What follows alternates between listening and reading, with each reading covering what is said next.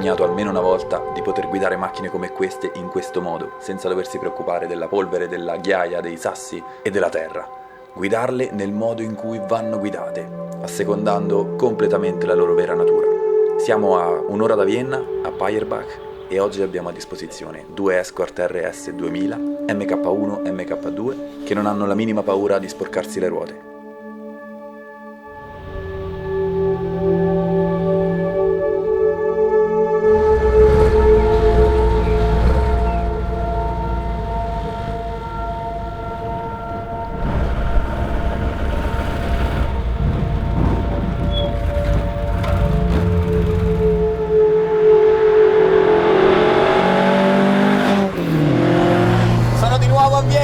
Ancora una volta con una macchina da corsa in strada, stessi posti di quando siamo venuti con la 911, ma stavolta le macchine sono due Escort RS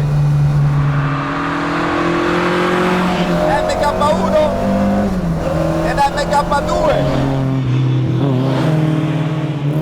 Ora sono sulla MK2 con un cambio a innesti frontali, motore originale Pinto, circa 160 cavalli.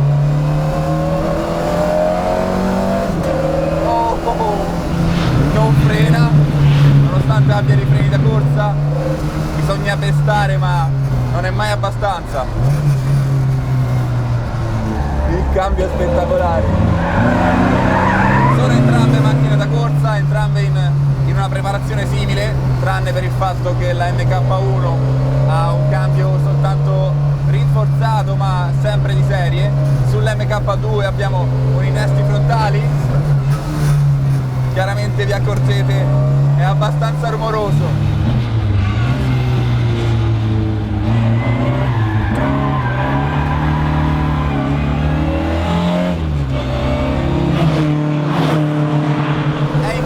Pensare che con soli 160 cavalli la sensazione di guida sia così estrema.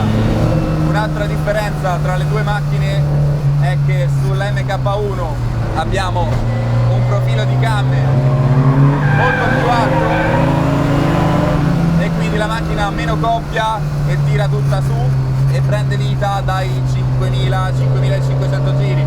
Qui sull'MK2 c'è più coppia, il profilo di camme è più omogeneo. Si potrebbe dire che le preparazioni sono una più orientata magari alla pista e l'altra più alla salita o al rally. È molto in forma e devo dire che più o meno è in forma tutta la macchina, la preparazione è molto buona.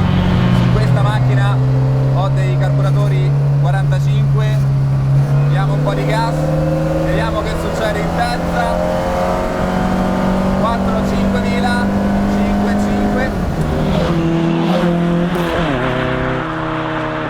Ho capito che non posso andare oltre i 4.000 giri in quarta perché il cambio intanto è 4 marce, la macchina inizia a vibrare da morire e deve esserci qualcosa che non le torna. Adesso magari andiamo a trovarci un tracciato un po' più tortuoso dove lei si sente più a suo agio. Cerchiamo delle curve da seconda, massimo terza.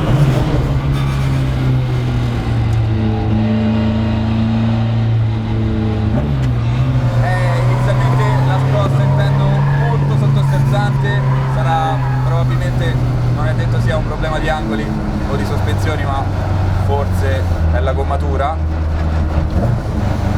Comunque non dà molta sicurezza in ingresso di curva. Vediamo se scaldandosi un po' le gomme il sottosterzo migliora, ma questo è soltanto un giretto, non devo correrci, non devo farci nulla, quindi i ragazzi che me l'hanno data non si sono neanche preoccupati troppo di fare una messa a punto. Diciamo che oggi facciamo solo un giretto con entrambe. Le lunghe percorrenze non sono male, soffre un po' in ingresso sulle curve più strette, resta comunque abbastanza sincera per le velocità che posso raggiungere io su strada così giocando, quindi non so dirvi se in situazioni limite potrebbe diventare un po' più difficile da gestire o magari no.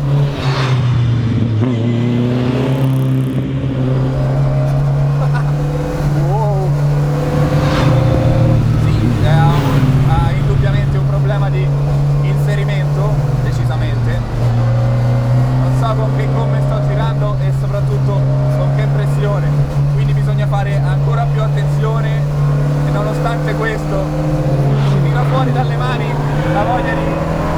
sfruttarla al massimo.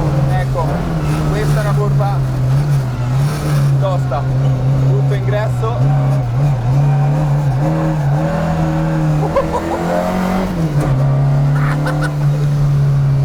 Ecco i percorsi che servono a questa macchina. Vediamo.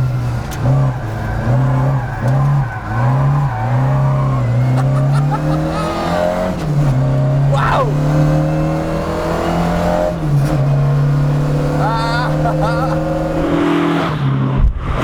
È una follia. È una follia.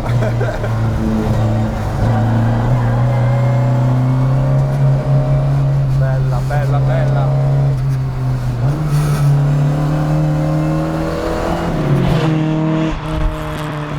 Macchina divertentissima. Peccato questa incertezza sull'anteriore che mi tiene molto a freno. Nelle curve più larghe in appoggio, quando l'anteriore conta un po' meno, si comporta meravigliosamente. Lo sterzo non è su questo esemplare, con questa gommatura e queste sospensioni, non è direttissimo, è una cosa che in realtà non mi dispiace, ma è molto preciso. Quindi nonostante abbia una zona centrale molto aperta, come vedete dalle grandi correzioni che devo fare, è comunque abbastanza chiaro al pilota dove sono le ruote, che è la cosa che importa di più. Sono pochissime le macchine che avevano uno sterzo diretto all'epoca, l'importante era la precisione. Questa qui di precisione ce n'è abbastanza, è un buono sterzo,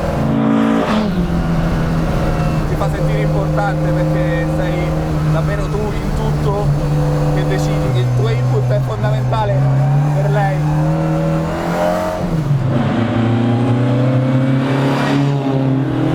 Ecco, adesso in salita su un tratto tortuoso come questo è già tutto un altro divertimento.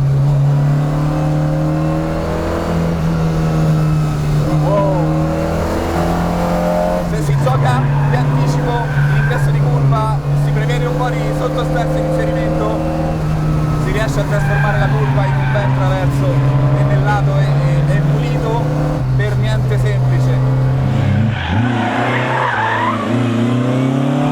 Oh, è roba da maschi. Se poi trovi una strada sterrata, il divertimento è assicurato.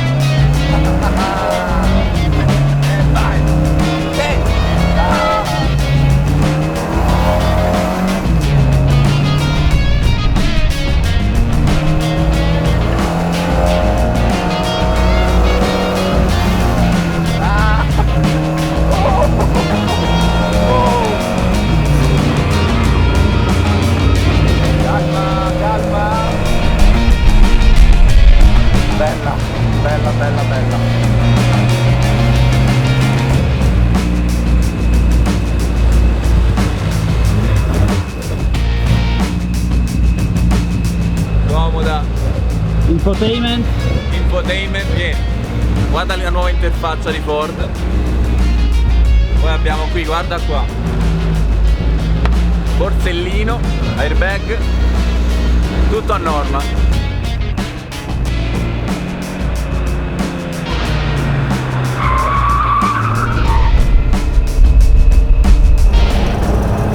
Ok, MK1, entrambe motore pinto, 160 cavalli, questa qui ha carburatori DCOE 45, mi comincio a sentire sterzo e frenata per capire il più velocemente possibile la macchina.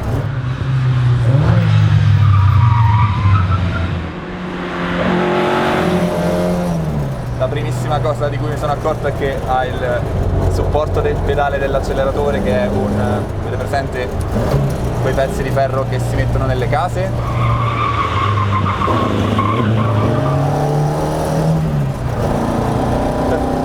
E poi purtroppo per me, a differenza della MK2, questa qui ha una seduta un po' più distante dal volante. Sulla MK2 sono capitato meglio. Entrambe sottosterzano da morire. Mi hanno detto che anche questa è equipaggiata con un differenziale autobloccante, ma secondo me non è tarato come dovrebbe per essere divertente, perché la ruota interna ha ancora troppa libertà. Questa MK1 era una macchina originale del campionato finlandese rally nel 72, quindi ha sempre corso fino poi a iniziare a fare rally storici invecchiando.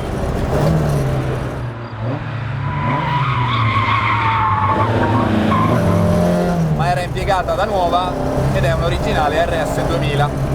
Una macchina vissuta che ha sempre corso, che ha un palmarès di gare veramente infinito, le si perdona qualche acciacco ma resta meravigliosa, soprattutto se si considera che è un'auto di inizio anni 70. Hanno entrambe un controllo della ripartizione della frenata, quindi si può decidere internamente il bilanciamento del freno anteriore e posteriore. Io non ci sto giocando in questo momento perché qui è abbastanza inutile. La sensazione al pedale della MK1, sempre considerando che parliamo di questo esemplare con quell'altro esemplare, mi piace di più. Quello che è molto peggiore su questa è la disposizione dei pedali. L'acceleratore è troppo a destra e troppo in basso, almeno questa è la prima impressione. Poi mi accorgo in realtà che riesco a fare punta tacco in qualche modo, non so come perché guardandoli sembra impossibile, però ci si riesce. Certo mi faccio un po' male, non è comodo, ma ci riesco. Poi, altra grande differenza, su questa non ho un innesti frontale. È sicuramente rinforzato rispetto all'originale, ma chiaramente non è un innesti frontali, le cambiate sono molto diverse. Per di più, la linea di coppia della MK1 con questo profilo di camme è tutta spostata verso l'alto, quindi meno coppia, più potenza in alto, o almeno potenza più in alto, meglio dire, anche se questo è quello che mi hanno detto i ragazzi di Maxi-Lite che mi hanno dato la macchina, ma in realtà la sensazione non è poi così tanto evidente. Sì, l'altra è più piena sotto, ma in realtà quando arrivano in alto poi si comportano in maniera abbastanza simile. È bellissimo poter provare immediatamente la differenza tra un modello e la sua evoluzione, considerando anche il fatto che questa qui è un po' più leggera. Non mi stupisce la differenza tra le due, anzi il risultato finale è che le macchine si comportano in modo molto simile in quanto a erogazione. Sotto sterzo d'ingresso l'hanno entrambe. No, mi viene da dire che questa macchina un differenziale neanche ce l'ha.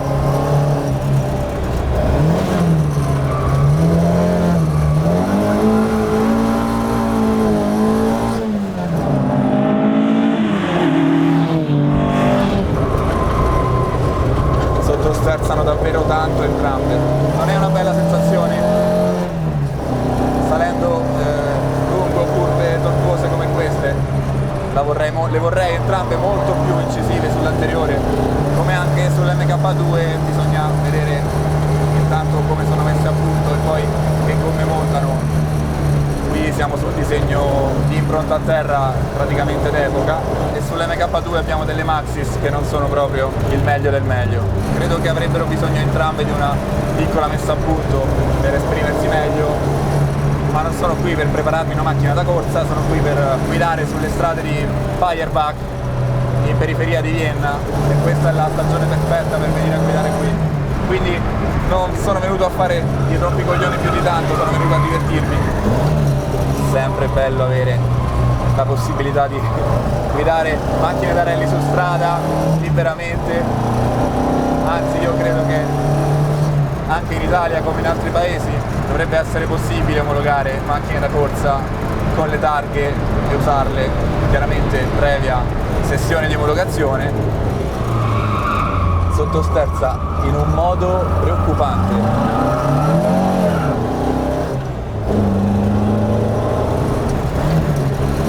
Questa frena molto meglio, ma praticamente solo quello di meglio rispetto alla MK2 che ho provato oggi. Questa qui rispetto all'MK2 ha molto più rollio, parecchio beccheggio, il che però stranamente l'aiuta nel primo inserimento in confronto all'altra che in realtà fa subito a scapparmi con l'anteriore. Questa qui ha un po' più di grip nel soft handling e va a perderlo poi nell'hard, quindi salendo di velocità inizia a diventare più vaga. Hanno entrambe un assetto molto alto, impronta a terra molto ridotta, diciamo che sono degli allestimenti più da terra che da asfalto, e infatti probabilmente sarebbe il caso di provarle sulla terra.